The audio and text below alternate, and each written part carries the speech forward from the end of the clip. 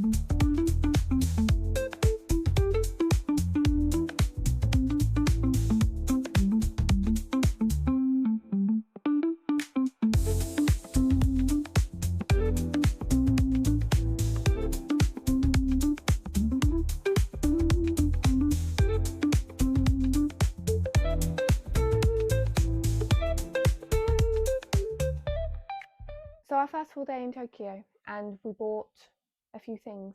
We have bought a few things. We knew we were going to, so it's not that big of a deal.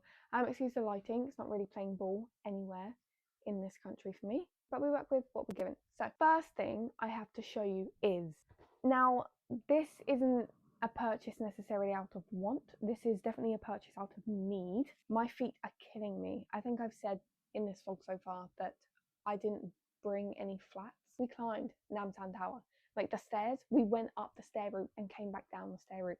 So like a couple of days ago, and since then we've been walking like 10 miles a day. So if you come to Japan and Korea, definitely get some flats. So I had to run out and buy kind of the cheapest pair of shoes I could find. They're not flat technically, but this is the flattest shoe we could find. And the good news about Japanese shoes is they're all kind of padded on the base. They have kind of like a memory foam sole, so I'm just really hoping these work out for me because we've got quite a bit of walking left and my feet cannot take it. They can't, not anymore. So I bought those and I will use them here. I can wear them when I'm home, my sister can wear them when we're home, so it's not, it's not a waste of money, but it's definitely, I definitely would have preferred not to have bought them, but they are nice. So new pair of shoes. I'm just not a shoe girly. So the next thing I have to show you are, I think you saw, but we did go into Pop Mart and we did buy each one of the blind boxes for the Skull Pandas. Now we wanted to, like I said, I really wanted a pouch. The funny thing is they sold the pouches in Korea and not the full body keychains. And they sell these in Japan and not the pouches, they were all sold out. But we didn't buy them in Korea, like I said, because they only accepted card. And I'm not using a foreign card. I should have, really. I don't know. I'll see if I can find the pouches because I do really want a pouch. It would be so helpful. I do really want a pouch and they're really sweet. So I will open those up for you later. I probably won't speak to the camera, but I'll film us opening them up and seeing which ones we get. Holding out for Ghosty. I'm holding out for Ghosty. They just fell out of the box. Let's hope we remember which one's which. If Ratty Bear is in there, it's mine. Wait, hold on. Yeah. I think this one's yours. Okay, Terry, yours is on the right from us right now. Okay. And if the left one's Ratty Bear, it's still mine. No. That was your fault. No, because Ratty Bear is my second favourite. If one of us gets Chestnut, not happening. Anyway, so the next thing I have to show you. Spur of the moment purchases. I won't lie to you, they were. We just walked past, saw a window, looked in, kind of semi fell in love. I actually bought one for me and one for my sister as like a belated birthday gift. We have already exchanged gifts. I believe I will probably insert something in this video of one of the gifts she got me for my birthday because it is book related, or I will show you guys when I'm home. But I obviously got her gifts, but we saw these and I just wanted to pick one up for her. So I'll show you hers first. And we were originally going to book. There's like a little ring making thing you can do near. I think it's in the city just off of Mount Fuji. And we were originally going to do that and kind of make like matching birthday rings, but we didn't manage to book that. So I thought this was a lovely kind of like second option. We got watches. So hers is white. Isn't it beautiful? Don't the numbers kind of remind you of like Alice in Wonderland? I think they do. And mine is green, like this beautiful kind of almost ocean green. Oh, they're so pretty. I did want a new watch, and obviously they're not like designer watches or anything, but I don't need a designer watch. I think these are beautiful. I've not seen them in England, and I just love it. I've showed it. Oh, you can put it on.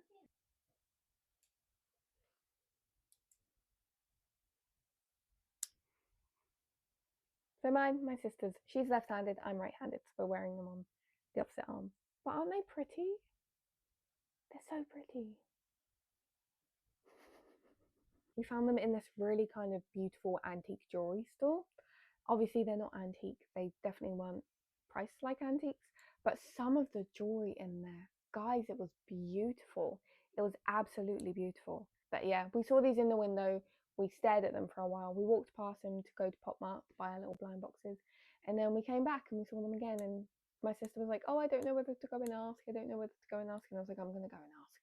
So I did.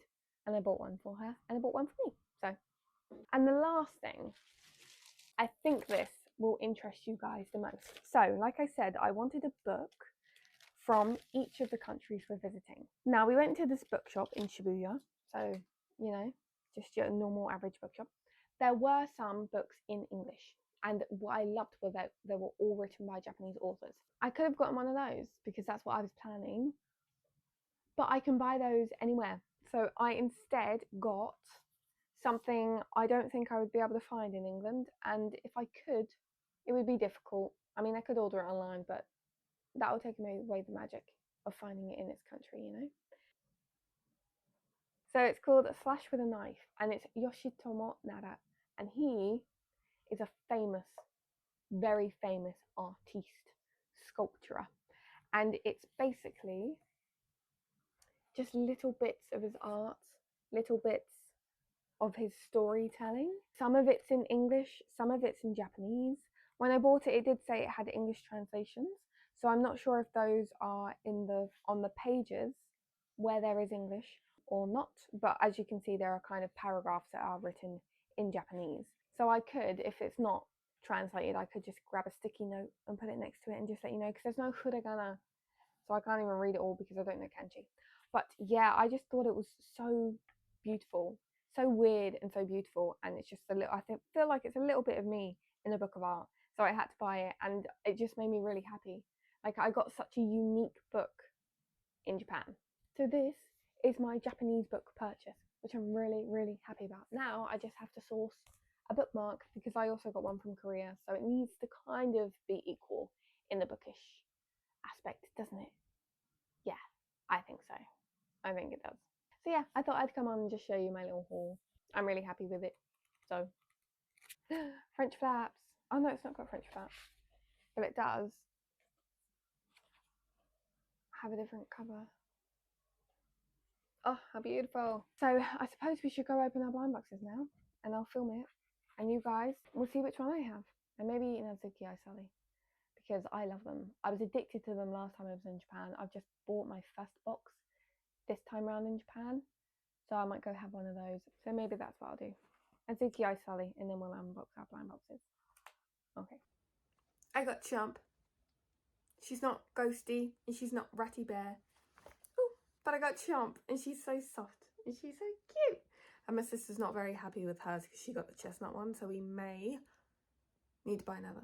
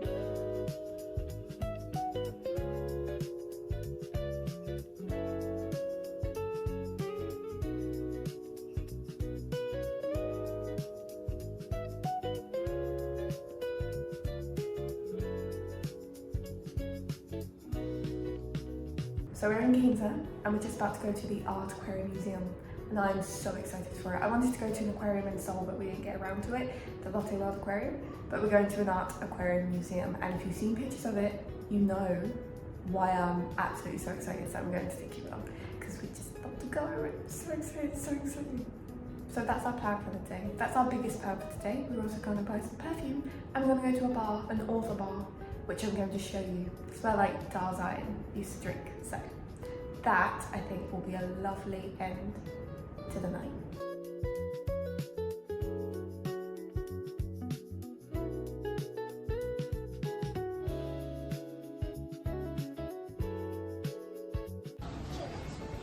This is what I want my gallery wall to be.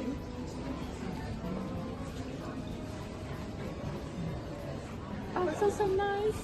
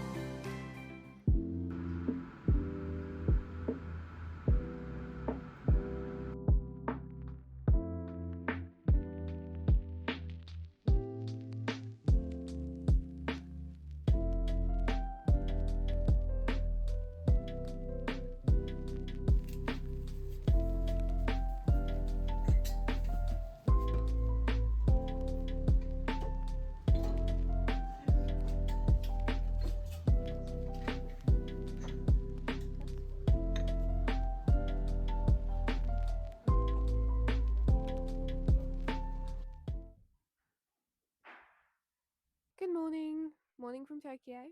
There is a little bit of construction work going on outside, so if you can hear that, I do apologise.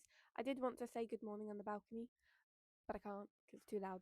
So this is our technically third day in Tokyo. We only have a couple more days left. So today we want to go thrifting. We want to see what Tokyo's thrifting scene is like. My sister's going to keep an eye out for a Burberry trench coat, and I kind of want to see what's around, you know? I do. So we're going to go do that. We're also planning on going back to Harajuku because we really wanted to go to the shrine yesterday, but it was closed by the time we got there. We didn't realise it closed at 4. So we want to see if we can add that in. And we also want to go to Meguro River because we love rivers. We just want to sit by a river.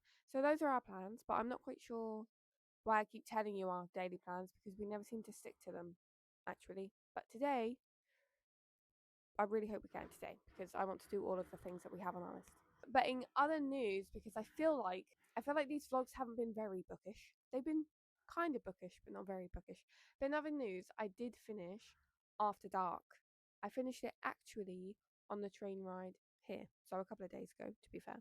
I did really, really enjoy this. So it's Murakami After Dark. It does take place in one evening, well, over one night. Part of me really wants to go to a Denny's now that we're in Tokyo. We're not going to, but part of me does now that I've read this book. I really liked it. I liked how much character backstory he managed to build. I mean, it's only like 200 pages, so it's not long at all, but he managed to build quite a lot of character backstory. I also loved the second person narration that we get for Mary's sister, and I love how that's done. She's in kind of like this, not a comatose state, but she's asleep. It's what she said she wanted to do. She just wanted to sleep. So she's been basically unconscious for 2 months. And we kind of get this point of view where we are the observer, we are kind of the camera focused on her. And there's this whole thing about kind of like a TV, her going into the TV, us watching the TV from the outside, us seeing her in her bedroom. And I just love that. And I love that allegory of kind of depression, I suppose. Like the bystander effect of watching someone so deep in their depression, so deep in their kind of depressive slumber. I just really, really loved that aspect. I do wish we got a little bit more. Obviously, it's only 200 pages, so there could have been more, I think. But I'm so happy with what we got, to be honest. I thought it was really, really well done. I thought it was a really good book. There are some passages in here that are beautiful, that kind of make you think a little bit. There are some passages that are really simple. And I'm just really happy that I got to this one before and kind of in Japan, I suppose, as it is a Japanese author. My favorite quote is actually kind of like, I suppose it's the motto that Takahashi lives by. It's really simple. It's just walk slowly, drink lots of water. And I think that's an important message for everyone, really. Walk slowly, enjoy life, experience life, and drink lots of water. So yeah, I love the simplicity of that quote. So yeah, so that was After Dark, the book that I finished on holiday. Probably the only book that I'm going to finish on holiday. But I just wanted to wrap that up with you guys because I forgot. And this morning I suddenly remembered that, that's something that I needed to do. So now we've done it. And now we can get going on more of our Japan exploration.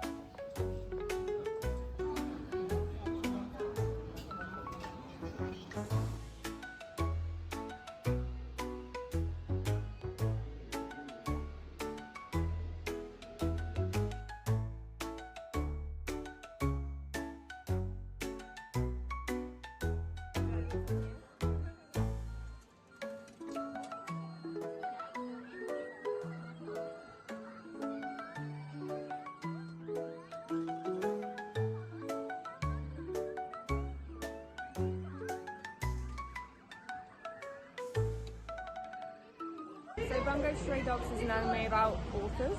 So let's see what Japanese author I'm fated to have, shall we?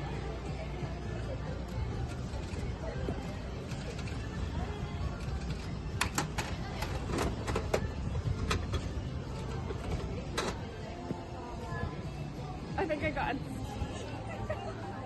I got cheese.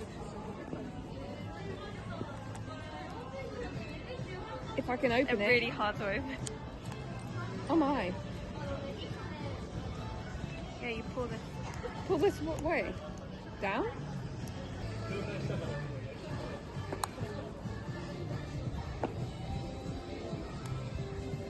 I've broken it.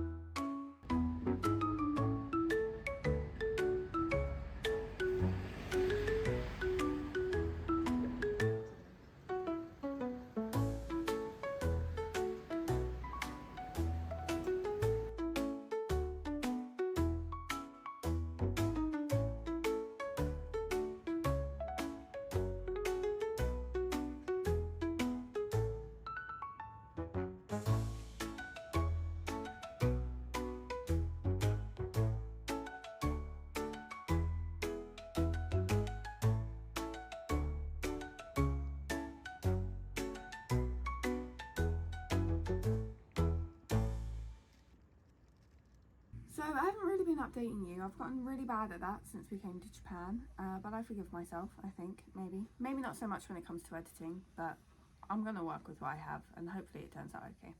Today we did have bigger plans, but I think we're just gonna go back to Harajuku, to be honest, and we'll just spend our last day there. My mum really wants one of these skull pandas. She wants us to all open one together when we get home. She actually got weirdly excited when we showed her my little chomp, Terry's little chestnut. So we're gonna go have to get a couple more of those.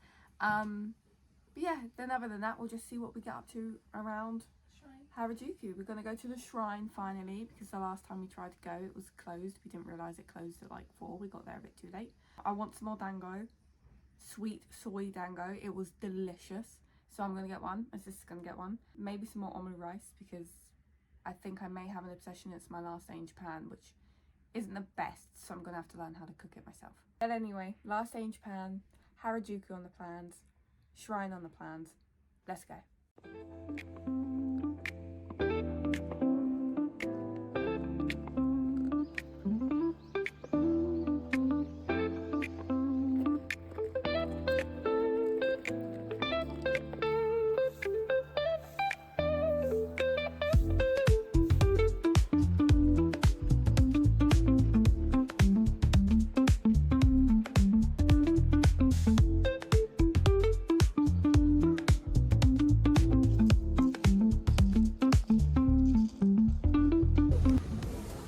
For a peaceful mind.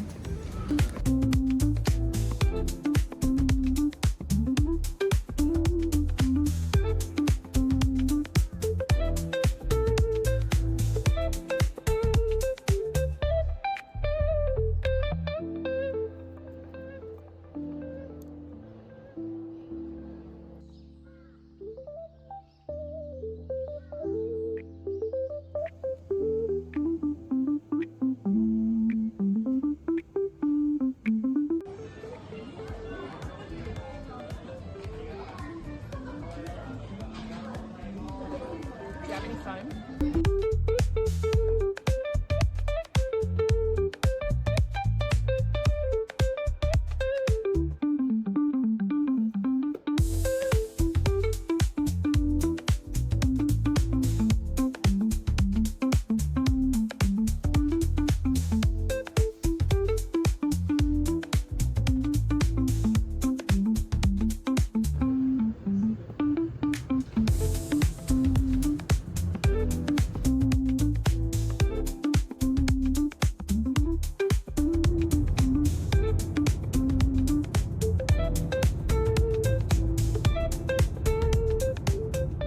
So I am back in England and I am here to kind of wrap up these little travel vlogs, but also I kind of promised to pop in once I was back, so that's what I'm doing. My microphones aren't working. I don't know what's wrong with them. Seems like they still want to be in Japan and Korea. So I'll figure that out. But at the moment, you're kind of going to have to rely on my phone microphone, which I know probably isn't the best because you can hear a lot of background noise, and if my dog starts barking, we're done for. But maybe with some editing magic that I'm not sure how to do yet, but I will have to look up for a couple of hours to figure out how to use technology, it won't be as bad. So we have been back for a couple of days now. Few days, I'm not gonna lie to you. Jet lag really got us this time. It wasn't as bad the last time I went, but maybe it's because we had layovers. The last time I went to Japan, the last time I went to Korea, I had direct flights. So maybe it's because of the layovers, and maybe that's a sign never ever to do a layover again. I am feeling it a little bit. I do miss being over there. I think one of the biggest things about being on holiday is it's not only seeing the new country, it's not only seeing like a different culture, but it's also the freedom that you have with your time. So even just something so simple as going for coffee every morning with my sister at our favourite newfound coffee shop in Tokyo, we can't do that here because obviously we both work, we're both on different schedules. So yeah, I think just the freedom aspect as well is something that I miss. But I have a lot of goodies to remind me of my time there, and these vlogs as well. This is why I wanted to do this, as kind of like a little memory bank. It's like a little memory storage place for me, so I can watch these back and they'll remind me of all of the fun we had. But I do have some goodies to show to you that I didn't get to show to you before we left Japan, because I didn't really update you an awful lot when we were in Japan. I won't lie to you. I know that I didn't, and I know that I didn't do very well on that, so I'm sorry. But I'm back, so I'll show you some of the things I promised to show you that I didn't end up showing you.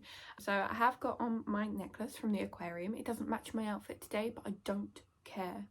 I do not care. I love it so much. Oh my god, just looking at it again makes me excited. That was one of the best days I think of our holiday. The aquarium and the pub, the bar looping. Oh, I loved it. I can't even begin to explain to you how it felt as a writer to be in a place where so many big name Japanese authors gathered.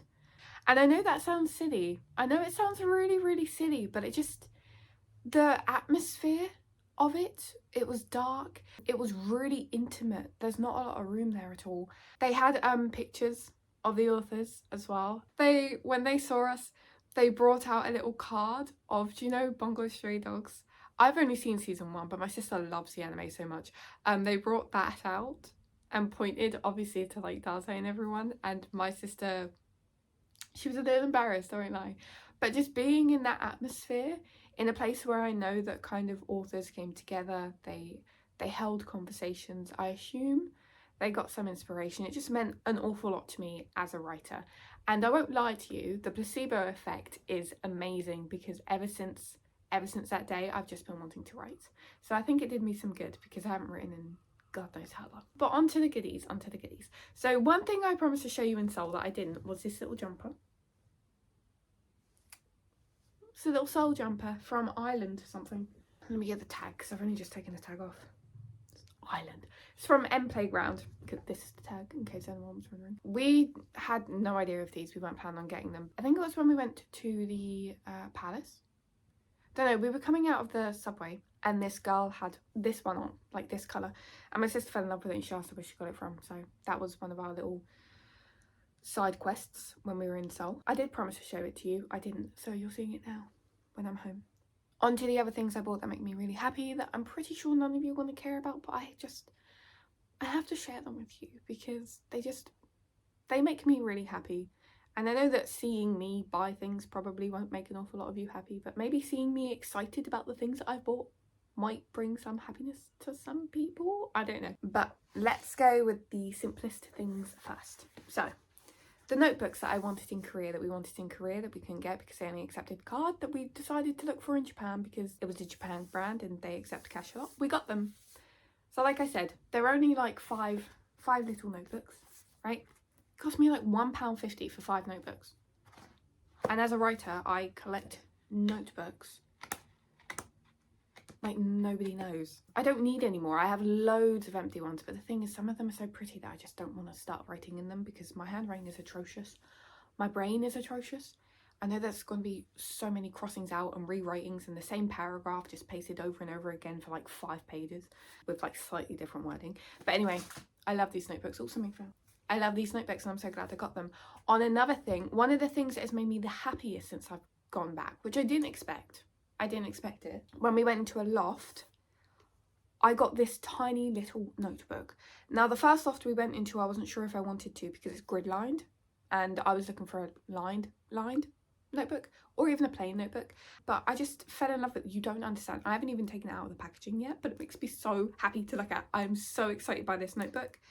Do other people get this much dopamine just from a notebook? Just from like a good quality notebook? I'm not sure. I can't open it. The plastic's too, well, it's too suctioned. Am I going to get my teeth out? I'm going to have to get my teeth out, aren't I? Damn it. So it's a leather notebook. It's so floppy. And they had like samples out and about. And how do I explain it to you without making myself sound insane? The texture of it, the tactile nature of this notebook when it's been used, it's all of my writerly, scholarly dreams. I know that I'm kind of romanticizing it a little bit, but I just love this notebook. I love the size there. There's a slightly bigger one and a slightly smaller one. I love this size. It will be handy to be like kind of my everyday in my bag notebook, so if I get a spur of the moment inspiration, which when I don't know, but if I come up with a sentence that I just really need to note down, I love this notebook. It makes me so happy. It's one of my happiest purchases, and I just really wasn't expecting it because I wasn't expecting to buy it. But there you go. Tears falling over notebooks for you all. I got a load of pens because let me tell you, Japan and Korea know how to make pens.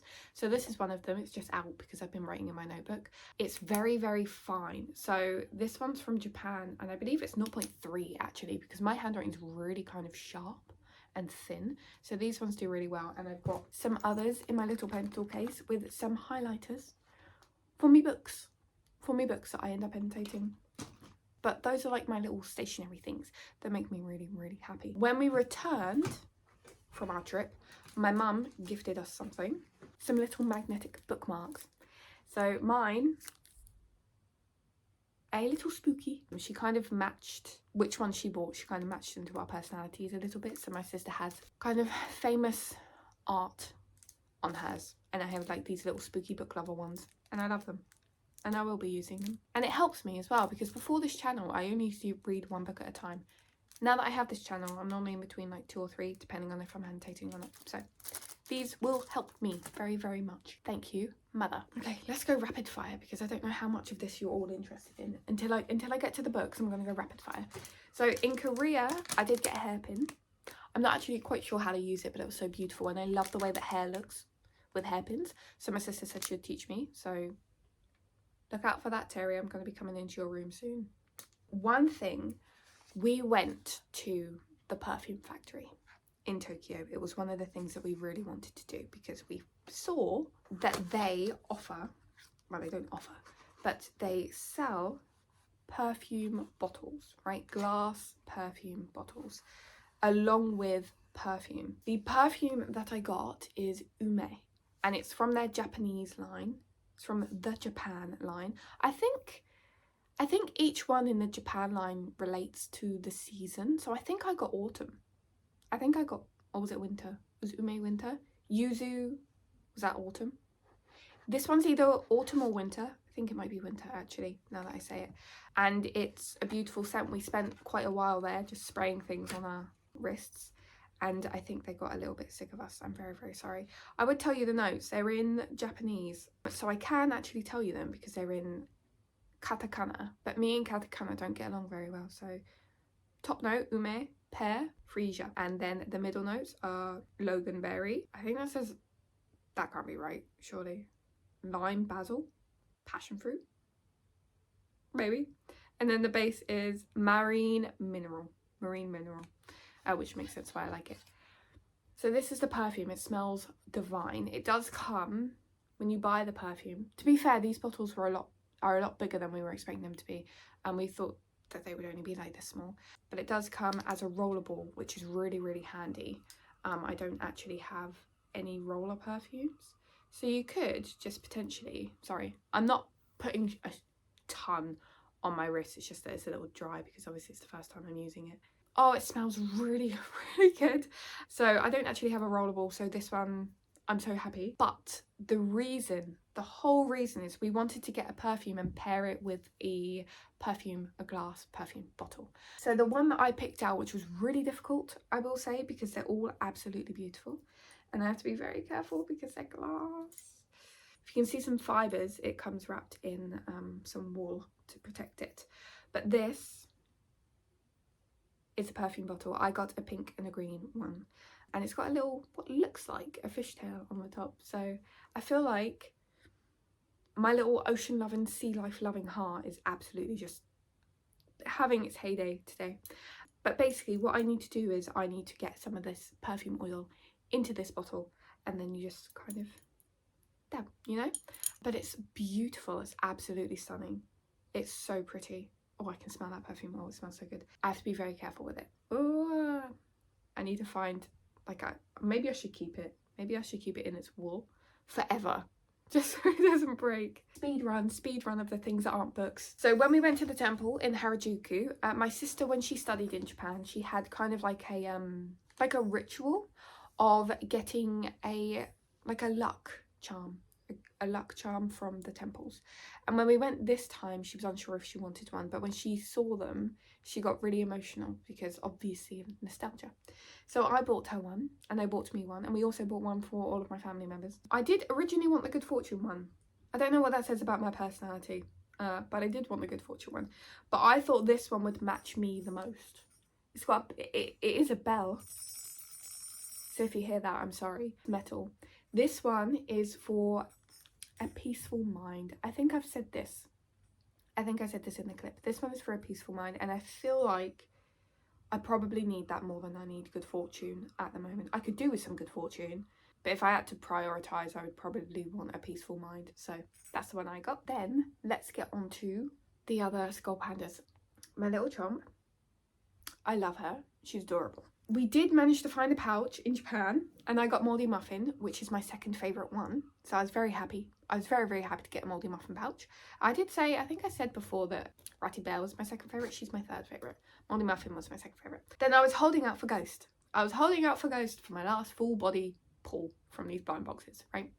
And obviously I told you that we got one for my mum because she really wanted us to unbox one together. I think if my mum hadn't have wanted it, we wouldn't have gotten a second one. So please don't shout over consumerism at me, I promise. I had two in my suitcase. My sister had one in her suitcase. My sister ended up keeping the one that was in her suitcase, and I pulled out the two.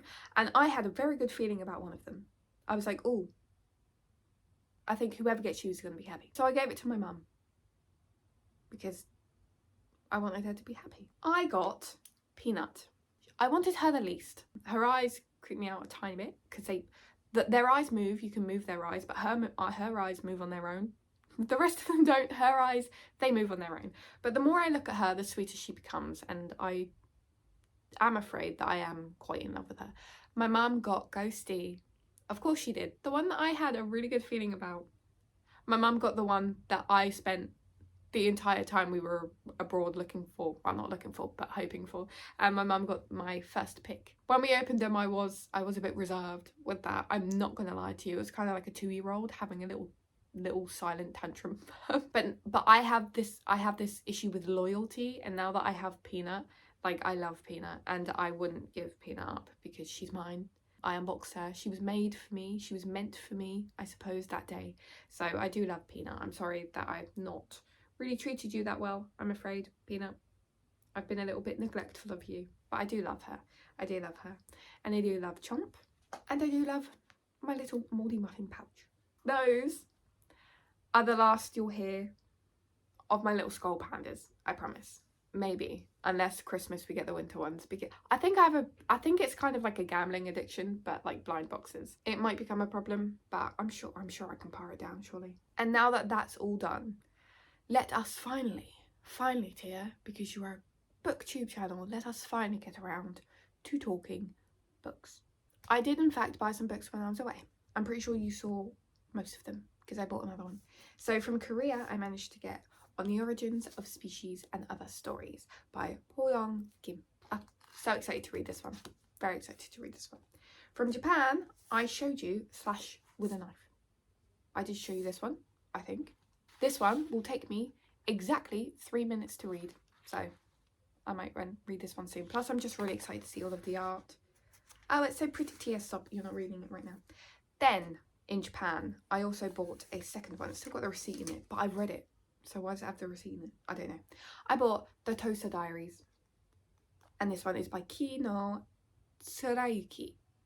The bilingual edition, obviously. I wouldn't be able to read it if it was in Japanese. But it would make a very good study guide, because I can tell you now, I remembered way more Korean than I was expecting. I was having conversations with people. I was like, yeah, brain, go. We got to Japan, absolutely nothing. The only thing I can remember was sumimasen. It took me about 3 days to remember how to say hello. Like, I completely forgot the word konnichiwa existed. Like, sumimasen was the only thing I remembered, so I'm gonna need to start Japanese all over again from the very beginning. But I read this one on the plane home. Not the full plane home, but the plane from Japan to Shanghai. I read it because it's very, very short. And I did really enjoy it. It is the oldest extant Japanese prose fiction and the beginnings of the great tradition of diary literature, written in 935. Over 1,000 years old. Okay, so it is very, very simple. It's kind of like, if you've read the Epic of Gilgamesh, you'll know what I mean. To be fair, I was surprised by the Epic of Gilgamesh. I was expecting it to be a bit more, have a bit more body to it, you know, have a bit more oomph. But then, you know, I stopped thinking about that for a moment, and I was like, this is a really, really old story. They've taken it from tablets. It's not going to be embellished. It's going to be kind of almost direct, this, which is kind of what this is, because I mean, it's really old. And basically all it is it's this man's diaries of his journey sailing, narrated in the first person by a female persona. It provides modern readers not only with a fascinating look at Japanese life and travel in the 10th century, but also an insight into the author's humanity and stylistic excellence. So I do agree with that. So I think there was kind of a little debate in the foreword, because it is written from a female's perspective, but the character is male, but he writes himself as though he's female. And I'm pretty sure from the foreword, I don't think that's anything to do with gender identity. I think, let me have a look. As these were comparatively simple to learn, while a knowledge of the ideographs involved in a profound study of the classical Chinese language, the former became known as the woman's language and the latter as the men's language. So the Japanese language was known as the woman's language. Phonetics were known as the woman's language, as they were simpler. And then the classical Chinese language was known as men. But Tsurayuki decided that he wanted to write in phonetics, which is why he writes in a female perspective, because it justifies his use of the phonetic characters, which adds considerably to the difficulties of the translator. I bet. But anyway, yeah, I really enjoyed this. So my favourite quote from it, obviously, like I've said, I do tend to prefer flowery prose, poetic prose, but not always. If the prose of the book reflects the character, or if it's a book like this, you know, like a very, very old one, then I don't necessarily want flowery prose from it. I want it not as close to, well, as close to the original as possible, but considering that this is, you know, Japanese from over 1,000 years ago, I do have the Japanese, so. And it's hiragana, so I can read it. I can read it because the kanji is written out in hiragana, so my favourite quote was a lot of this book, okay, oh my god, can I not get my thoughts in order whenever I talk about books? Why? A lot of this book is, I suppose they had kind of like, not necessarily tradition, but something that they did while they were sailing was they would come up with these poems. They would speak these poems to each other. A little child, on hearing the name of the place, asked if Hane, I think it might be Hane, got its name from the wings of a bird. And while they were all laughing at such a childish question, a little girl composed this verse. If this place Hane chanced to have a pair of wings, as its name implies, may they help us in our need to the capital with speed. And I just thought that was just such a kind of beautiful kind of little poem, especially because it's said that it's been kind of composed by a child. But if this place chanced to have a pair of wings, as its name implies. Yeah, I just thought it was beautiful. Just the imagery of a place having wings. I mean, there's also the additional fact that she's kind of not begging it, but she's asking it. She's praying for it to help them on their journey, help them get to their destination faster. But if this place chanced to have a pair of wings, I just really, really loved that line. I can't tell you why, I just really, really liked it. The freedom, I think, as well, that comes with that type of imagery. But a lot of the little poems that they have in here, that the characters compose, I could have said they were my favourite.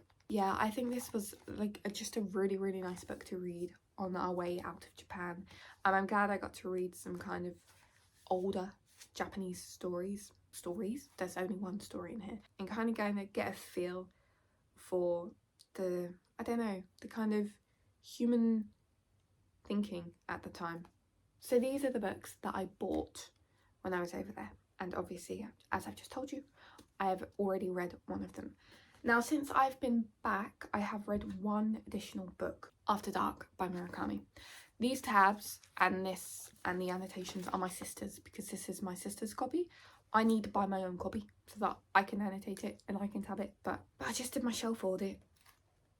And I'm trying not to give in to that consumerism, mainly with books side of me, that is like, go out and buy a book. Although I technically have read it, so it wouldn't count towards my unread books. But I do want to par it down a little bit, you know? So I picked up Darzai, No Longer Human. I really, really like this book. I really, really like this book. I am kind of, how do I put it? At the moment, all I'm wanting to consume is like existential fiction, which probably, does that bode well? Does that put me in a good place mentally? Probably not. But that is kind of like the genre of fiction that I'm interested in at the moment. I go through phases. So I'm really glad I picked this up, and I did really love it. I thought his way of thinking is so interesting. A lot of it is about his, I suppose some of it comes across as quite angry.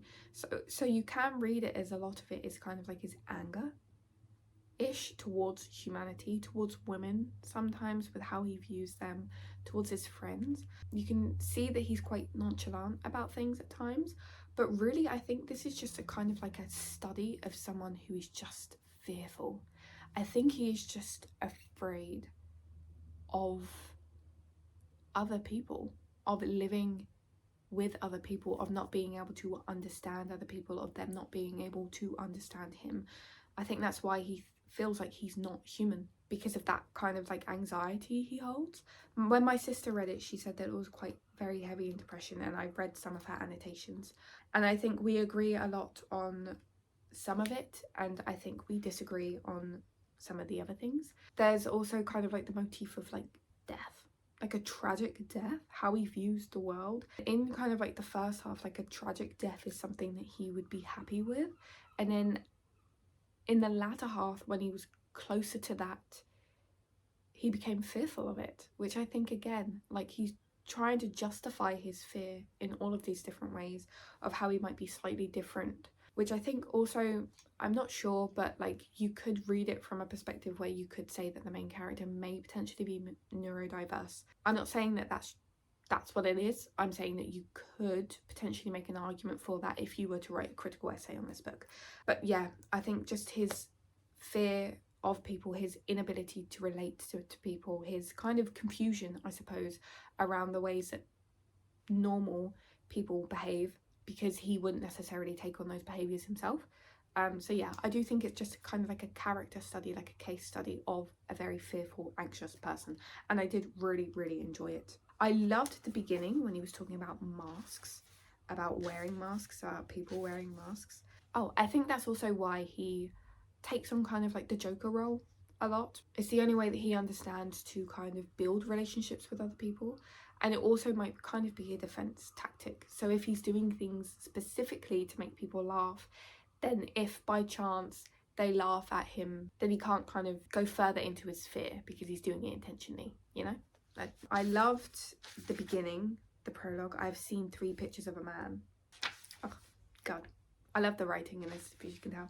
I think that even a death mask would hold more of an expression, leave more of a memory. But my favourite quote, I think I wrote down, it was on page 119, which, okay, you can write down the page here, but how about actually writing down the quote? So my favourite quote, because this as well, this kind of thread of thought kind of carries on for the rest of it. It's kind of, there are kind of like sentences that kind of harken back to it. So what, I wondered, did he mean by society? The plural of human beings? Where was the substance of this thing called society? But that's what I mean, like he doesn't understand other people. He doesn't think that other people understand him. He doesn't feel human because he can't relate to them on that level. So him questioning kind of like what a society is, what a human society is, I think it's very reflective of his character, but also it kind of made me think on my own, without looking up the term, without looking up other people's definitions of the term. How would I define society? How would I define a human society? What actually is it? And what do you need to create a society? I had spent my whole life thinking that society must certainly be something powerful. What is society but an individual?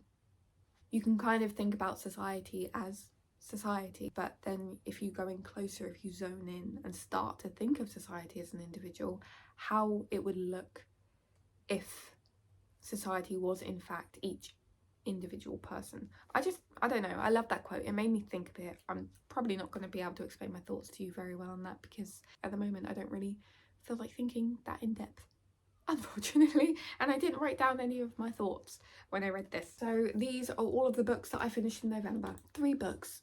I finished 3 books in November, and it's still November, but I can't imagine I'm going to pick up another book because I'm still really tired. I'm not going to lie to you, I'm still really tired. I don't think I have enough time to film and edit another video to go up to tell you what I've read in November before my December TBR goes up. So do I read another book in November, or do I just kind of give myself that time? I think I might just give myself that time. Like I said, I love reading. Reading has been a hobby for me since I was very young. It's always been a part of my life. But there are just times when you just kind of need to put it to the side a little bit. And you just need to, you know, stare at a wall for 10 hours instead. But yeah, so these are the books I've finished in November. I'm very happy with all of them.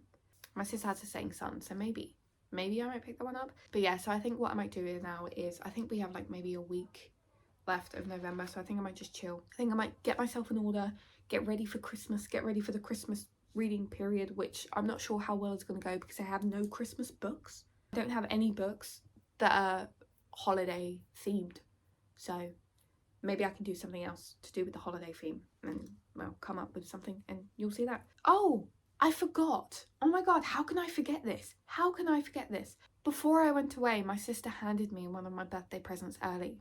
She got me, and I did cry, she got me one of my favourite books ever. She got me the folio edition of The Haunting of Hill House. Now, folio editions, I think, are absolutely beautiful. There are quite a few that I want. We Have Always Lived in the Castle being another one. This is one of my favourite books in the world, and it's a book that my sister said she just thinks of me. You know, she read it for the first time this year. I kind of forced her to, and she gave it 5 stars, which I loved because I really wasn't expecting her to give it 5 stars. I just wasn't.